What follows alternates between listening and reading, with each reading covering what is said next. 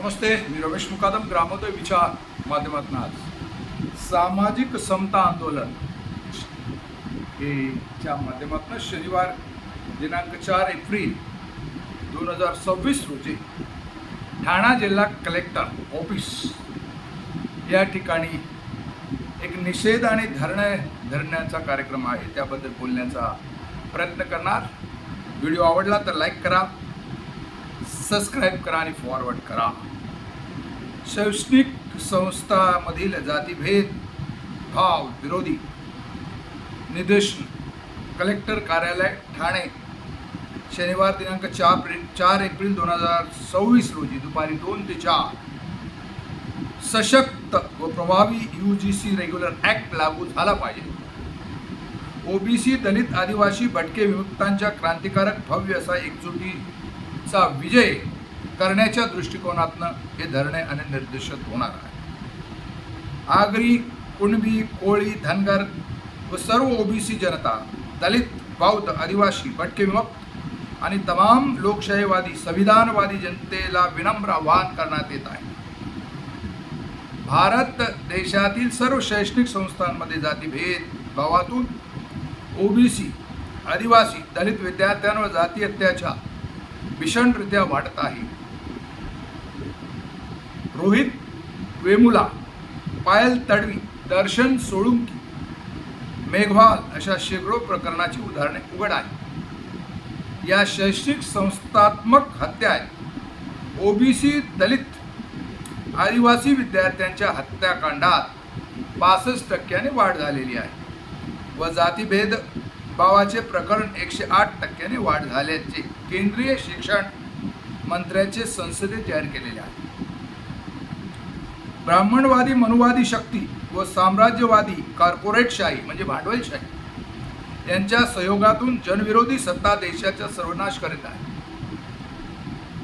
OBC, दलित, आदिवासी यांचे भवितव्य अंधारकाळ झाले आहे आणि त्याच्या निषेधार्थ ठाणे जिल्ह्यातून एक आंदोलनाची चिंगारी निर्माण करण्याचा प्रयत्न या ठिकाणी आहे.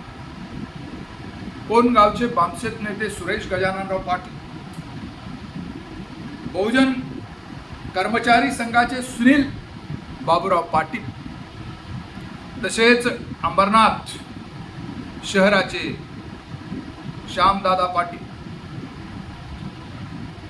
असे अनेक मंडळी, राजाराम पाटील OBC नेते, तसेच कल्याण, अंबरनाथ, भिवंडी, ठाणा, नवीन मुंबई, मुरबाड, शहापूर आदी भागातील दलित समाजाचे कार्यकर्ते, RPIचे कार्यकर्ते, आंबेडकरवादी कार्यकर्ते हे एकत्र येऊन 4 एप्रिल रोजी एक धरणा कार्यक्रम आयोजित केलेला आहे आणि या कार्यक्रमाला मोठ्या संख्येने लोकांनी जमावी अशी त्यांची अपेक्षा आहे.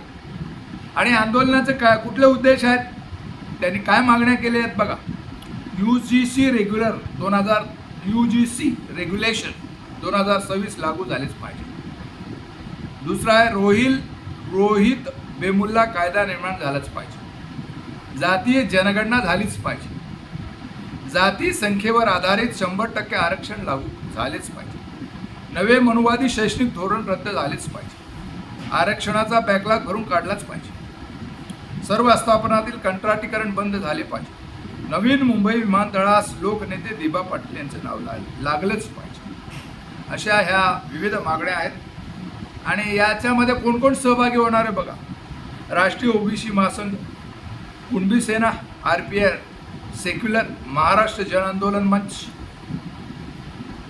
आदिवासी एकता परिषद, आगरी संघटन, भूमी सेना, भारताचा मार्क्सवादी लेनिनवादी पक्ष, लाल बावटा, CPILM लिबरेशन, कुणबी समाज उन्नती संघ, नागपंथी डवरी कोळसावी भटके विमुक्त संघटना, लहुजी शक्ती सेना, अखिल भारतीय क्रांतिकारी विद्यार्थी संघटना, आंबेडकर लायर्स फोर्समन, CPI, आगरी समाज शेतकरी प्रबोधन, लेबर फ्रंट, सकल भारतीय समाज, अखिल भारतीय काक विद्यार्थी संघटना अशा विविध प्रकारच्या संघटना एकत्र बहुजनांचा आवाज दाबण्याचं हे केंद्र सरकार, भांडवलशाही राबवणारं केंद्र सरकार, याच्या विरुद्ध ठाणे जिल्ह्यातील बहुजन समाज हा एकत्र येतो आहे.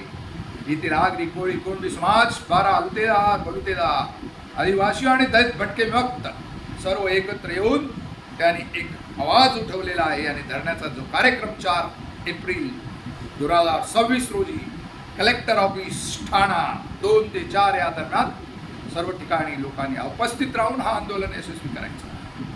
आणि हे आंदोलन यशस्वी झालं तर केंद्र सरकारवर त्याच्याप्रमाणे दबाव येणार आहे.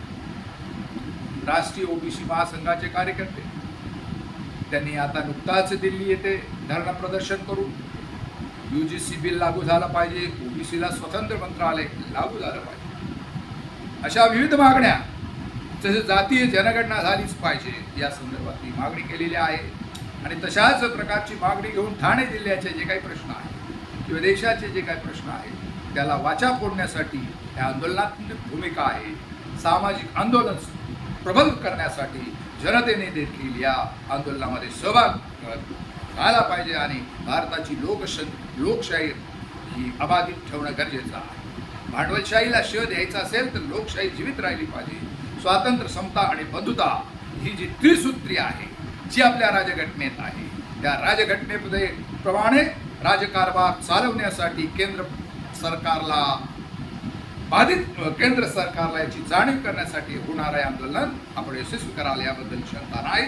या संदर्भात आपलं म्हणणं काय, कमेंट्स करा. आणि माझा व्हिडिओ आवडला तर लाईक करा, सबस्क्राईब करा आणि फॉरवर्ड करा. जय हिंद, जय महाराष्ट्र, जय भारत.